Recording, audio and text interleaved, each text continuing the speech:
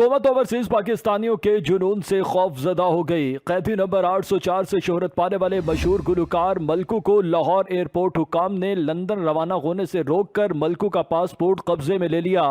मलकू ने 19 जून से बरतानिया के मुख्तलिफ शहरों में परफॉर्म करना था।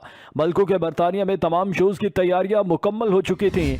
बरतानिया में आबाद ओवरसीज पाकिस्तानियों की बड़ी तादाद इमरान खान को पसंद करती है, जिससे खौफजदा होकर हुकूमत ने गुलकार मलकू का नाम गैर कानूनी तौर पर एग्जिट कंट्रोल लिस्ट में डाल दिया और आज उसे बरतानिया जाने से लाहौर एयरपोर्ट पर रोक दिया गया। इस वक्त मैं लाहौर एयरपोर्ट पर मौजूद हूँ।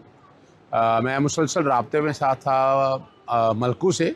आज बरतानिया उन्होंने जाना था। उनका नाम डर और खौफ से, कैदी नंबर 804 के डर और खौफ से 6 मार्च का नाम PNI लिस्ट में डाला है। और याद रखिएगा, PNI लिस्ट सिर्फ 1 माह के लिए नाम डाल सकते, वो भी गैर कानूनी है। और आज इस वक्त 17 जून है और नाम उसका PNI लिस्ट में गैर कानूनी तौर पर डाला हुआ है। FIO काम से बात हुई है, उन्होंने कहा कि हमने बाद में अपग्रेड कर दिया है, जो मर्जी कर लें आप।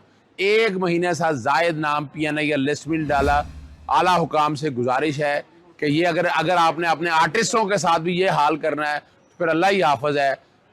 ठीक है, उसने गाना कैदी नंबर 804 गाया है, मगर उसका मतलब ये नहीं है कि उसे मुल्क से बाहर जाने से आप रोक दें।